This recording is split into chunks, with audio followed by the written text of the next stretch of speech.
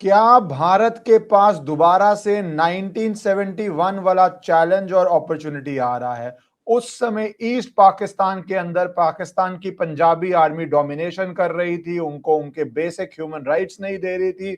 वो मसला बढ़ता बढ़ता इतना बड़ा बना कि भारत ने इंटरवीन किया और बांग्लादेश क्रिएट हो गया। वो इतिहास में दर्ज है।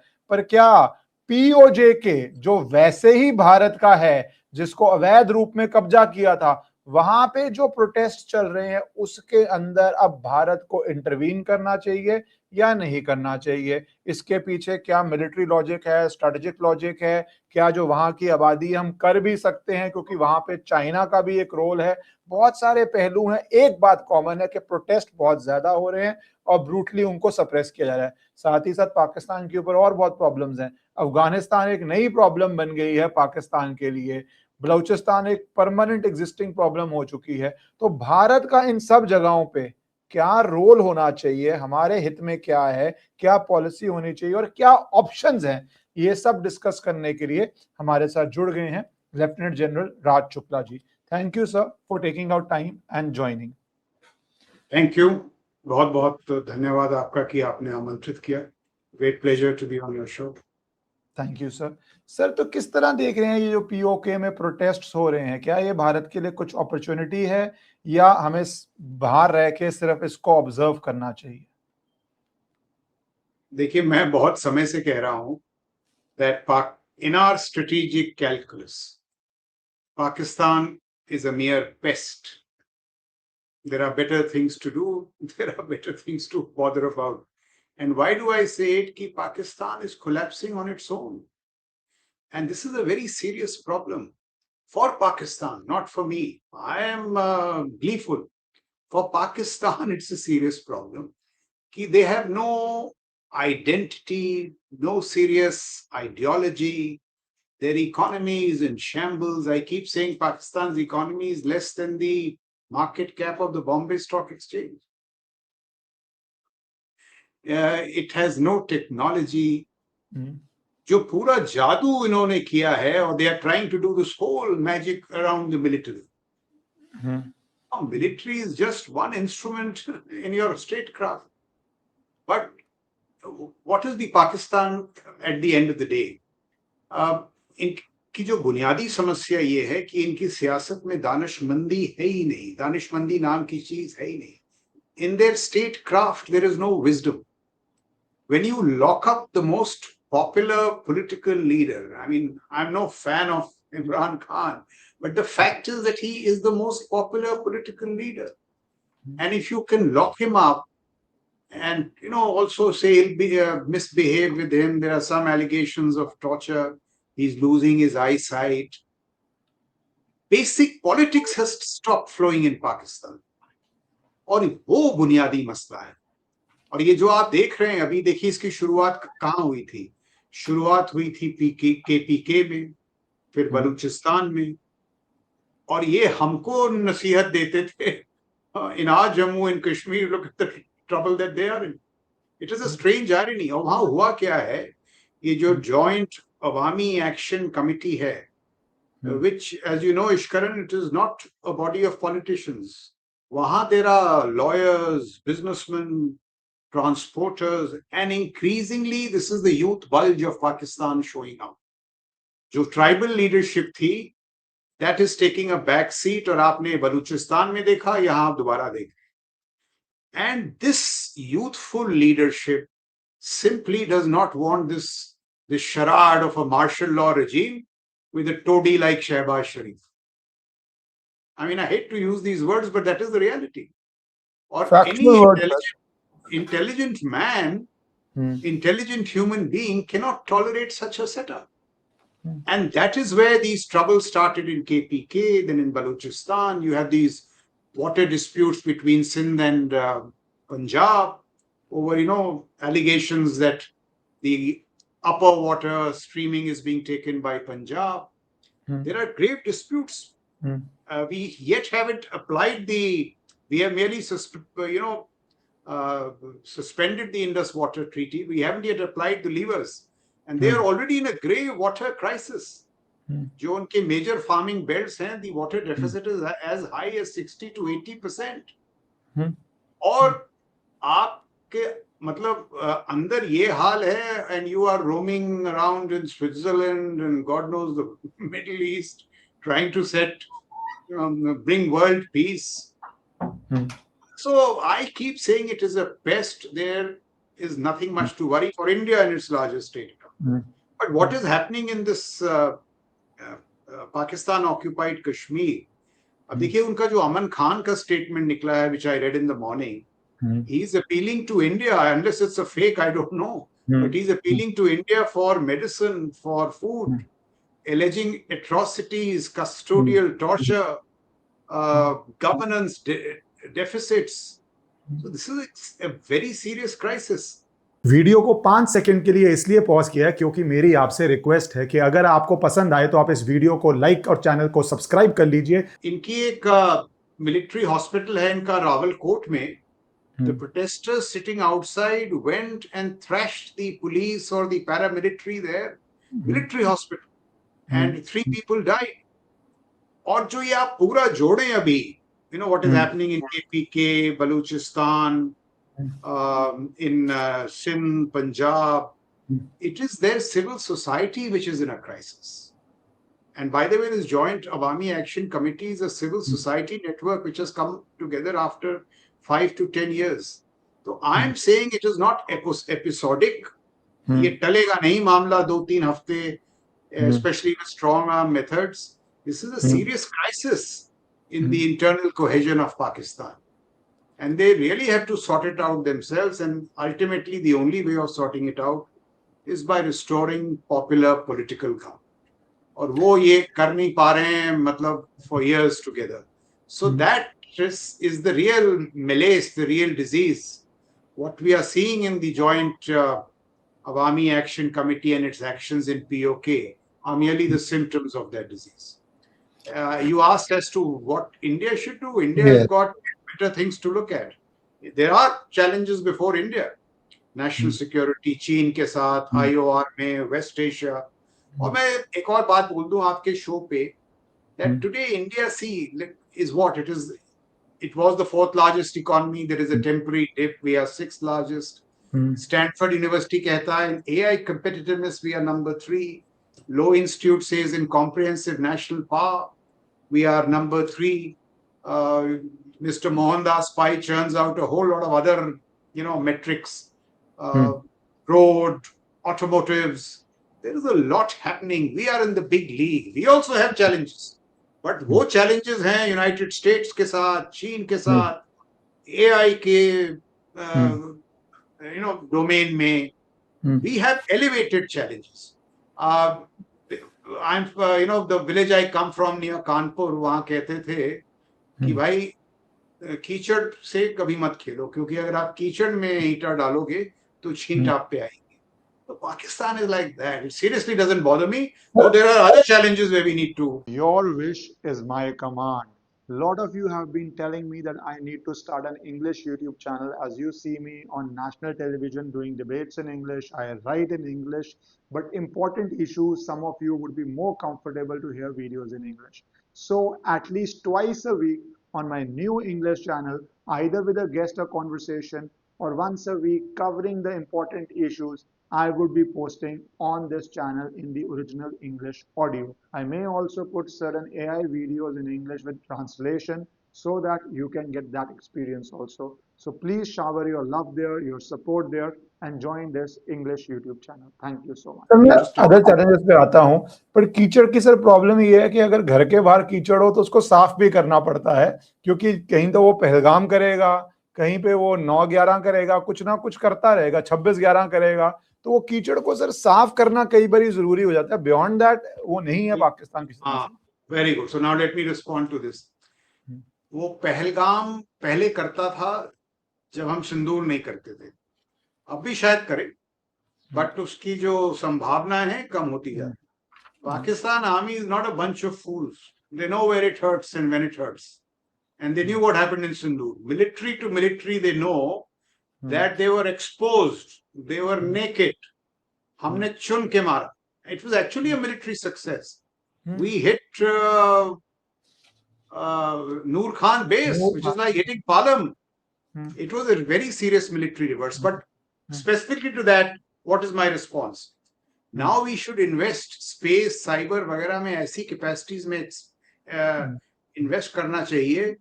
If I am asked, the military today should build combat overmatch with Pakistan, expand political options. तो कल को अगर वो दोबारा पहलगाम करते हैं, we should be able to lift Hafiz Saeed. We should be able to take out their terror masterminds, DG ISI in these decapitation strikes. So I'm not saying that we should lower our guard. We should grow our military capacity. Combat overmatch, like in Sindoor, we call them nuclear bluff. और मैं ये नहीं कह रहा हूँ कि we should be stupidly aggressive. If they do something, we should be able to respond. और ये जितनी ये हरकतें हैं ना पहलगाम किस्म की, ये सब खत्म हो जाए. Sir So that is what I'm saying. जी सर वो तो फिर इजराइल या यूएस तरह डिकैपिटेशन स्ट्राइक्स हो गई. डू यू थिंक भारत में वो political also and military also, because end of the day it is a nuclear state, अगर आप उनके सर्विंग ऑफिसर्स या कोई इस तरह की डिकैपिटेशन स्ट्राइक करें, so that then leads to a very different situation. और यू थिंक कि नूर खान एयरबेस पे अटैक करके वो हमने nuclear bluff permanently in sense में कॉल ऑफ कर दिया है? I take your mind back to the parliament attack. I was a young major captain. जब पार्लियामेंट पे इन्होंने अटैक किया, what did they do? It was a very clever thing. हमेशा करते थे. पार्लियामेंट पे अटैक किया, फिर इनके वो आ गए किदवई साहब वगैरह, और सारे नैरेटिव वेस्टर्न कैपिटल्स में देखो, I mean they didn't say it, but the argument was this: हम मारेंगे, पार्लियामेंट को मारेंगे, आपके हार्ट ऑफ डेमोक्रेसी में मारेंगे, और अगर आप कुछ करेंगे तो हम कहेंगे nuclear nuclear, the nuclear atoll. And the west bought it. उस समय western countries vacated some of their embassies in Delhi. Nuclear उसमें. उसके बाद देखिए क्या होता है, वो और भी it is even more surprising. When we are mobilized, I wonder whether you are aware of that period, in a very strong mobilization called Op Parakram. जब वाजपेयी साहब ने कहा था आर पार की लड़ाई and all that, well, that's close to that. When we were mobilized, I was in a place called Ratnuchak near Jammu. And these chaps had the audacity to enter a Kaluchak cantonment and murder some 25 soldiers and their wives and their children of the Indian Army. When we were mobilized, and we almost went in, but yet that whole thing of restraint, nuclear thing. So, उन दिनों के जो commentators थे, वो ये कहते थे कि भाई India is powerful, we cannot be irresponsible. So see what they started doing. So I'm not for a moment. We are a responsible country. We have better things to do. We have to grow our economy. We have to become technologically powerful. But in बेवकूफों के साथ क्या करो? So in that context, I'm saying, whom are we lifting? We are lifting Hafiz Saeed. If he's the terror mastermind. If DG ISI is the terror mastermind, why not? हम तो नहीं कर रहे हैं. हम तो कह रहे हैं साहब, आप अगर आतंकवाद हम पे नहीं करेंगे, हमें आपसे कोई गिला नहीं. But you don't stop it. So the only option now, if they do another attack, is either to bear it or to respond. अच्छा, मैं तो कह रहा हूँ ये भी मैं नहीं कह रहा हूँ कि आप करो. I am saying you invest in the relevant capacities in space, cyber, AI, where you expand the political options. Why our military is under firm civilian control. I will just create the capacities. The decision is yours, Ishkaran, if you are the Prime Minister. Unlike the Pakistan where it happens the other way around. I am saying expand military options, which are, we are in a very happy state. All your generals are under very strong political control. So we are in a happy space. Because we are under civilian control, I am saying we must expand our military capacities in relation to Pakistan. Sir military, sir आपने because expansion की बात की और elevated platform की बात की, तो हमारी मिलिट्री रिलेशनशिप्स तो एक्सपैंड कर रहे हैं. अभी जैसे prime minister is there and India ने $630 मिलियन डिफेंस डील करी है इंडोनेशिया से, BrahMos Astra Act East policy के तहत. इससे पहले वियतनाम से की है. एक तरह से सर हमारी जो ये मिलिट्री रिलेशनशिप्स हैं, this is a new thing कि हम इतने इफेक्टिव वेपन्स दे रहे हैं. और ऑपरेशन सिंदूर के बाद I think people are interested in buying also, क्योंकि एक तरह से बैटल ग्राउंड टेस्टिंग बहुत सारी चीजों की हुई है. एंड जो मीडिया में जो भी स्पिन रहे, People saw how effective they were. People have intelligence networks. They know what was the real position, no matter what maybe Chinese media, American media, or whichever media plays whatever they want to play. तो इस corporation को और Turkey को भी घेरने के लिए बीच में हमने ग्रीस, साइप्रस जो पूरा पॉलिसी करी है. So do you think Bharat जो 6th largest 4th largest economy है, हम भी कुछ zones of influence military relationships के बेसिस पे बनाने की जर्नी पे शुरू हो गए हैं? And how important is this for the threat Bharat faces from China और US? Okay, so let's firstly, all that you're saying, I agree with you. In fact, I think over the last decade, some phenomenal steps have been taken. Let's start with the establishment of CDS-DMA. It was a game-changing step. Our CDS-DMA is even more powerful than the American Barry Goldwater Nichols. उसके बाद जो आत्मनिर्भरता में हमने कदम उठाए, मेरे समय में meeting somebody from the private sector was a career-ending move. Today, private sector is driving defense. It's a great change. The agility of startups. Abhi ye Galaxy has launched one satellite which combines multispectral imagery and SAR. Game changing. अगर ये हमारे पास persistent surveillance होती तो शायद गलवान ना होता. Skyroot is taking some great steps. Sarvam, they have got an Akshar platform which has been integrating into the MOD. ये जो आपने बताया ब्रह्मोस इंडोनेशिया को, वियतनाम को, अरे ये तो सालों से लोगों की मांग थी. Bharat Karnad has been saying that give these weapons to those that surround China. We didn't dare to do it in the past. So these are great steps. Having said that, let me also spend a minute on India's threat calculus. देखिए चीन के बारे में हमको पता है क्या हो रहा है in along our LAC. Let me just give you one line to sum it up. The Chinese military has undertaken the most intense military modernization in the history of mankind. इतिहास में, I mean, there is no time or I can flesh it out for you. इतिहास में जो सालाना जो रक्षा खर्च में जो कहते हैं जो लीड है चीन की, it is $500 or $450 billion every year. Just the lead, the military component of the power differential. They have a 500 ship navy. Their shipbuilding is 200 times that of USA, 880 times that of India. I mean, the figures are mind-boggling. तो अभी जो आपको LAC पे problem मिल रही है, 10 साल बाद आपको इंडियन ओशन में मिलेगी. आयरिस्टीना पे क्या हुआ? ये जो मागा वाले लोग हैं, ये कह रहे थे अच्छा इंडिया बड़ी बात करता है ना, ये क्या what do we say we are net security provider. ये लोग we hit a missile on a ship in the IOR. When we lost those 3 sailors, Marco Rubio didn't even have the courtesy to condole their deaths. So this is the world you are up in.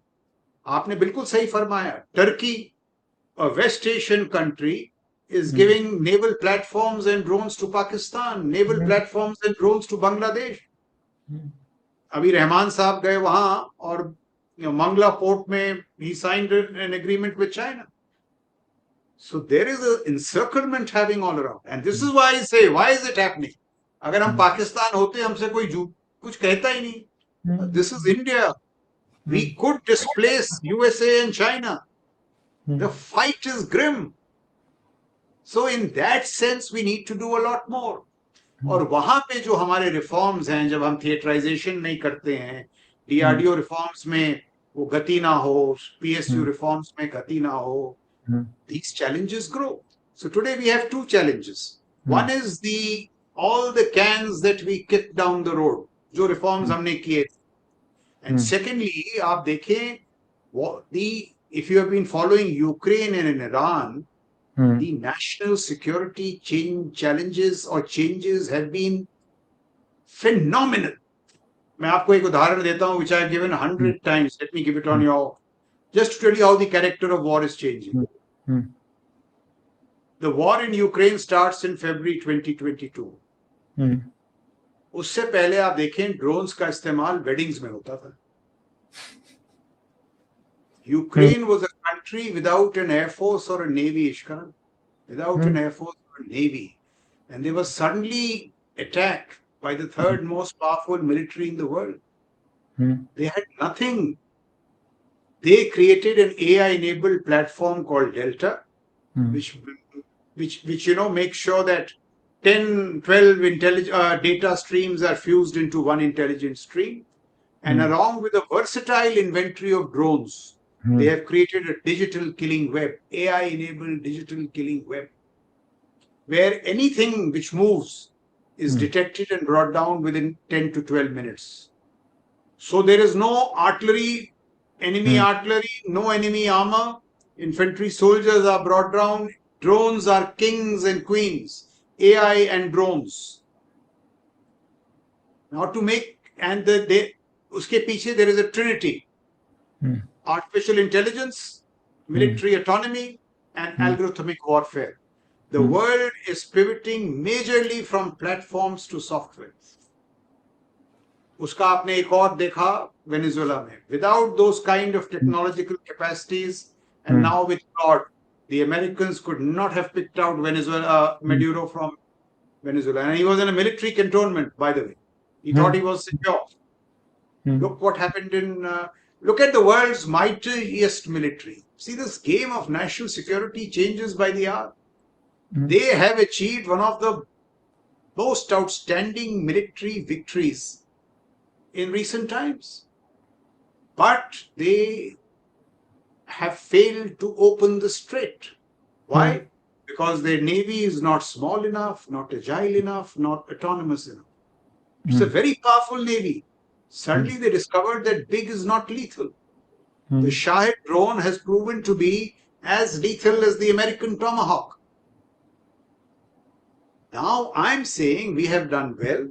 जो प्रधानमंत्री जी के जो आप दौरे की बात की आप, it's a very good move. But these are the challenges. We cannot rest on our laurels. We have to infuse AI, we have to infuse autonomy, we have to infuse software, all these changes in space, cyber. These are challenges around us. The Chinese military, 8 minutes, just 30 seconds. Chinese military has got problems. It's a big military. 100 of its top generals have been sacked. It's not in very good health either. But the fact is that it has a very powerful rocket force. That rocket force is AI enabled. We have to see what our air defenses are in terms of microwaves, lasers, iron domes. So, I mean, sum it up this way. We have taken a lot of steps. We are doing very well. But for all the reasons I've told you, the threat calculus around us and the changes in the character of war, there is a long way to go. We have to constantly do this. और देखिए आजकल आप लोग civilians जब ये programme करते हैं मेरे को बड़ी खुशी होती है because of late I'm seeing civilians take interest in national security. Sir, I think it's a reform from within. They have been reformed in response to these external persuasions.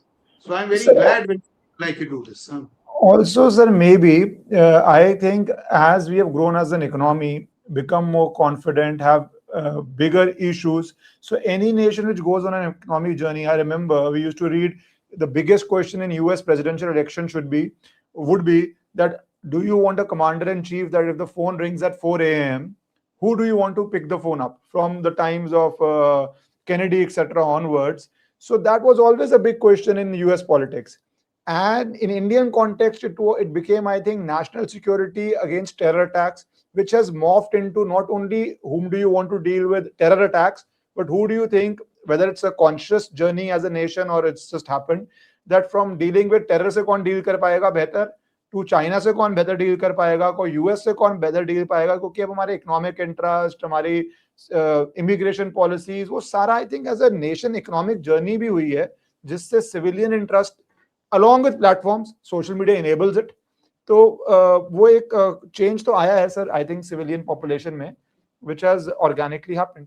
पर सर मेरा एक सवाल इस पे था, जब आपने बोला अगर हम थ्रेट कैलकुलस देखें, I was hearing a statement, American एक डिफेंस एनालिस्ट कह रहा था कि हाँ चाइना हमारे लिए खतरा है, हमें मैन्युफैक्चरिंग भी वहां से शिफ्ट करनी है, बट हमें इंडिया को दूसरा चाइना नहीं बनने देना. 90s 2000s में जो हमने भी मूव्ड और मैन्युफैक्चरिंग टू चाइना, तो इंडिया को भी सप्रेस करने की एक पॉलिसी वहां पे है. In fact I was in US in June, तो वहां पे काफी खुल के जब आप लोगों से बात करें, वो कह रहे हैं कि भाई इंडिया को दूसरा चाइना नहीं बनने देंगे, चाइना को रोकने के लिए। तो एक तो वो है ही है। दूसरा, geographical threat, China India are neighbours, और बहुत रेयर ही हुआ है हिस्ट्री में कि दो नेबर्स इकोनॉमिक पावर बन जाए। तो सर ये जो चाइना थ्रेट है, इसमें आप बोल रहे हैं कि उनका हमारे से बहुत गुना ज्यादा डिफेंस खर्चा है, इकोनॉमी भी बड़ी है, but sir how do you see this कि चाइना की लास्ट वॉर कौन सी थी? वन चाइल्ड पॉलिसी के बाद can they risk body bags? US can not risk it because of democracy, can China risk it? तो आर दो some advantages Bharat has, and what more Bharat needs to do? Because हमारा एक advantage तो है कि we are constantly battle tested compare to China, क्योंकि मेरे अनुसार तो चाइना ही सबसे बड़ी थ्रेट है। नहीं तो ये जो सज्जन थे ना, US deputy secretary of state, who made that statement that we will not make the mistake with India what we made with China. He's assuming that all Indians are merely dependent on American largesse for our. अरे भाई इतने बेवकूफ हम भी नहीं है. You have a right to say that, and we have a right to do what we have to. Having said that, I will say that India's grand strategic challenge is what? India's grand strategic challenge is to navigate our own rise in this intensifying contest between a challenged hegemon and a risen China. And it will need a mix of pragmatism, principle, and strategic cunning. That strategic cunning, I agree with you, is to build such deterrence so that we are not sucked into conflict for the next 15, 20 years and we can grow. But please mark my words, I'm saying deterrence. I'm not saying war fighting. But that deterrence will mean what? Can we do it? If Ukraine could hold off Russia, we can't hold off China. उनके पास तो air force navy नहीं थी. And here now what we need, of course budgets are welcome, but more than budgets we need structural corrections, cultural transitions, which don't cost. And here now let me be a little critical. If we cannot make theaterization, General Bipin Rawat spoke about it 6 years before, 8 years before. Whose fault will it be? If we cannot make all the changes in procurement, if we cannot infuse AI, if we cannot infuse, I'm not saying it's not happening. It's happening, but at a faster pace. And through all these structural, cultural means and a host of other measures, military diplomacy, so on and so forth, we can strengthen our deterrence posture in such a manner that China, when he looks at us, sees no weakness, sees strength and backs off. China is also not an irrational player.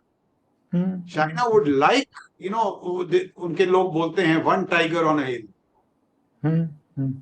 But we can make sure through deterrence that there are 2 tigers on either slope. And that will happen not ummeed se, not by wishing. You have to create deterrence. Now, there are some aspects of deterrence which need money, which the government should provide.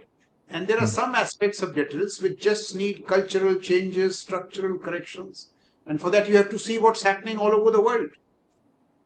So this is the whole argument. But we cannot rest our rise on the hope that we will not spend on defense, we will not spend on national security, and China will get deterred. It will not.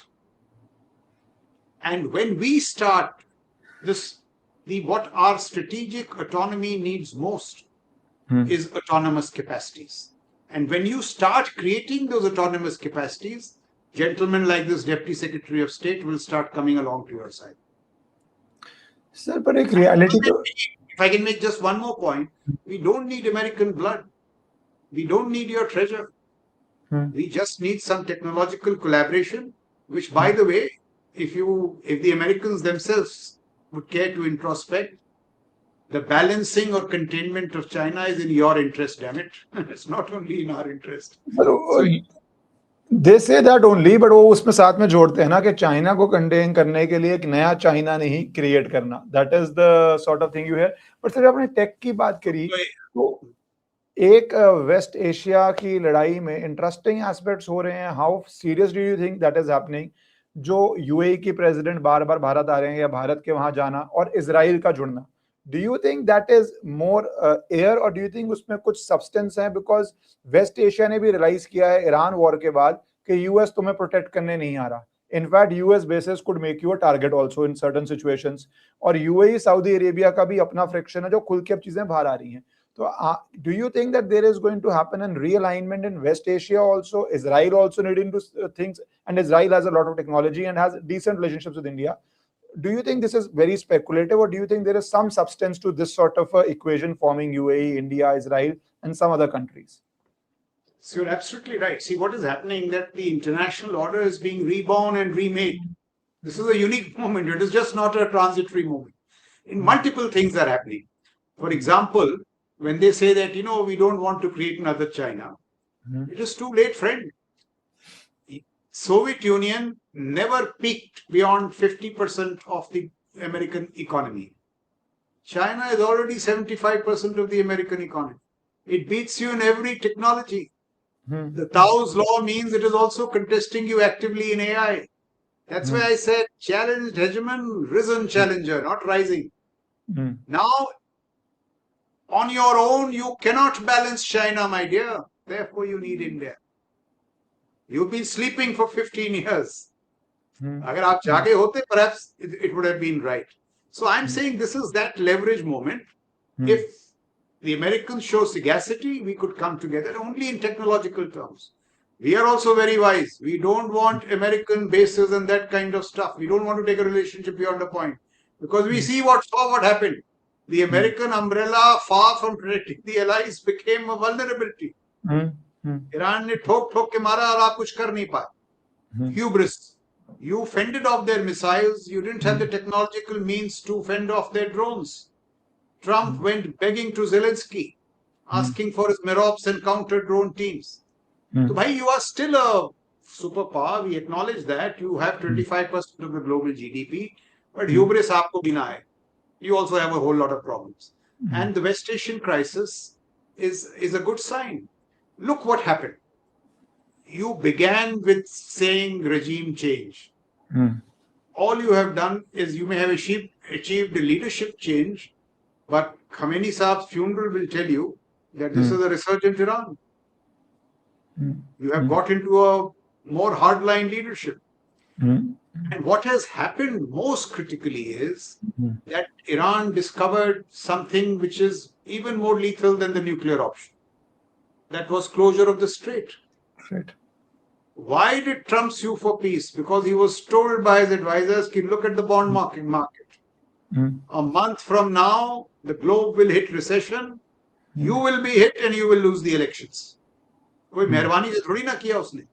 And now in reopening the strait, the way they have structured the MOU, it seems, they are saying that the nuclear questions, we will not play ball, we will play very hard till you integrate us economically. So $24 billion in their unfreezing of assets, $300 billion virtual reparations, and Iran has questioned the primacy of military power. See, American military power jo hai, 800 bases, 11 aircraft carriers, उसका जो बुनियादी उद्देश्य है वो क्या है? To keep business, commerce, oil flowing. And now Iran is saying कि oil, business, commerce through the Strait of Hormuz, because of our geographic location, will go through our territorial waters. And your navy is not in a position to open the strait by force.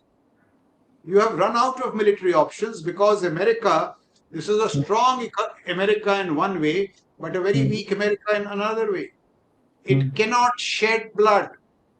Or let me say that it cannot politically resource options which lead to body bags. वो खत्म ही हो गया है. And the Iranians know it. Their threshold of pain is far high. And they know it and they are leveraging it. Abhi to 80% of American commentators are saying that this has been a strategic defeat for US. 92% of Israelis are saying that Iran has won. 92%. So it is a very strange moment, and in that sense, now India has to look at its own partners. Whatever people say, I think Israel has been a very loyal and steady friend. So Israel, in that whole pick amongst Gulf countries, UAE. And now what the Prime Minister is doing, Indonesia, Australia, New Zealand, the Japanese Prime Minister's visit was very significant. They have technology, they have a very strong industrial base, South Korea. और हम क्या करें, हम तो आपके पास आए थे, TTTI लेके, कॉम्पैक्ट लेके, इंडस एक्स लेके. बाइडेन साहब ने कहा था the Indo-US relationship has no bounds from the seas to the stars. कुछ हुआ ही नहीं. तो हम क्या करें, हम तो आए थे आपके पास. So, but India is not without options. I'm saying we have a challenging neighborhood. There is a lot we can do, structural, cultural, budgetary.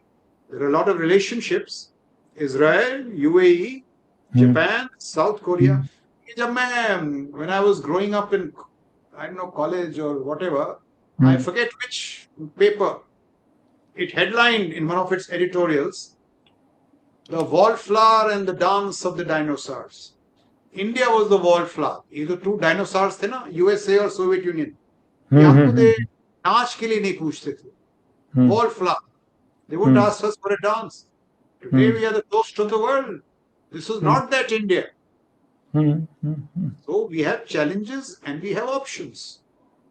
Sir, Strait of Hormuz takes me to the last part of this conversation, जहां के अंदर मैं बात करना चाहता हूं the challenges of building up in a democracy, in the sense Great Nicobar project की अगर बात कर लें, so उससे आपकी बहुत capacity बढ़ती है, बहुत options बढ़ती हैं, but in a democracy, a lot of opposition politics starts happening. Certain times I remember Char Dham, people move to court also, and then court, one of the hearings observed that we are not going to judge how much of a road should be widened. We cannot judge military requirements. But the option of going to courts is always there. Option of spreading misinformation through media is there. Political parties doing politics for various reasons, including reasons which some of which will not come out. Us context mein, how important is this Nicobar thing and the challenges of a democracy while dealing with nations like China, क्योंकि उसको भी consider करना ही पड़ेगा, military को भी और civilian leadership को भी. Here, see, there is no disputing that environment is a very important thing. I mean, I and you are in Delhi. We see the quality of air, and environment is a very important thing. But I have some experience of it. You know, as a brigadier, when I was in the Military Operations Directorate, ये मसला LAC के साथ था. Whole lot of projects stuck because of environmental clearances and all. And we had a very dynamic Director General Military Operations then, General Sekho, I remember. He said, "Yeah, we don't win any of these cases. हर जगह हम हार जाते हैं environment cases में. You keep telling me we are on the right." So we got into it and we got, I forget his name. I think he was a former Assistant Attorney General, Mr. Venkatram. I forget the name. But for the first time, we hired a very good lawyer who took a very professional briefing from us for 10 days. And I was amazed. In one sitting, he got us relief for 60. One sitting. He said something about statecraft and some law, he linked it. So I'm saying if you take the right issues to the judiciary, in my experience, they understand national security. In fact, in the first instant, they are very respectful of national security, anything of national security. So that is my experience. And the second point is this, is that, see, your military, I'm saying the Indian military, are the best environmentalists. You come to us here or in the forward areas. अगर हम 100 metre की road काटेंगे, हम 6000 पेड़ लगा देंगे. So if that is the approach, these larger issues can be tackled. The problem comes when it, goes higher and higher into these higher echelons of the judiciary. You're a lawyer, you know all the things that start happening. The main issue gets sidetracked. So I'm saying fundamentally, there is no contradiction between national security and the environment. All places you can have airfields, you can have ports, while responding to all the environmental urges. But in my view, this issue does not need to be taken up. It needs to be delegated. You delegate it to commanders with the right checks and balances. You will get both national security and the environment. This is my plea to our judiciary. If they could kindly consider this, because the armed forces are the best environmentalists. By nature, we live in the outdoors. We know what green means. What I wanted to add, sir, judiciary is always very cognizant of national security issues. Yes. But मेरा question ये था, जो political agitation जाती है, forget army, industrialisation के लिए हमने देखा है एनजीओज इन्वॉल्व हो चुके हैं, पॉलिटिकल एजुकेशन है कि ये इंडस्ट्री ना आए, which sometimes are very critical industries to the economy of the nation, right?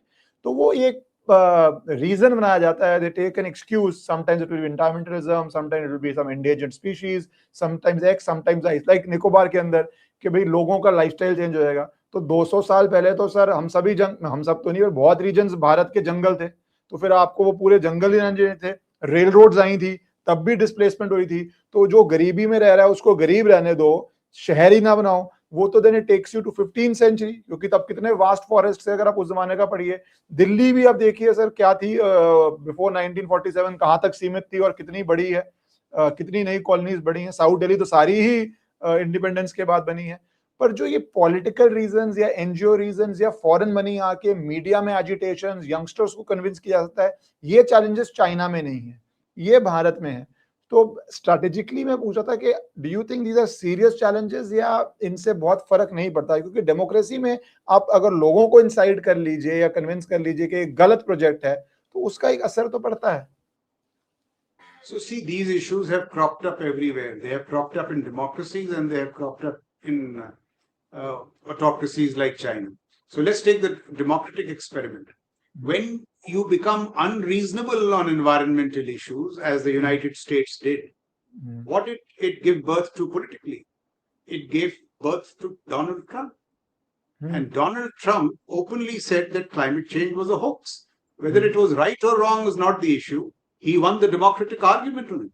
And he's now bringing industrialization back. So democracies like India will have to grapple with these voices. Some of them are legitimate. Some are, of course, intensely ideological. You cannot debate with them. But the legitimate voices can be outreached to. And I think Admiral Joshi, who's the Lieutenant Governor of Andaman Nicobar, was in Delhi recently. And he was making the same plea. Even the opposition in a democracy, we also have to outreach to the opposition. And some of the people in the opposition, I'm sure, will understand the national security argument. So in India, it has to be outreach. You have to go through these processes. In China, what they did was perhaps smarter in a Chinese way.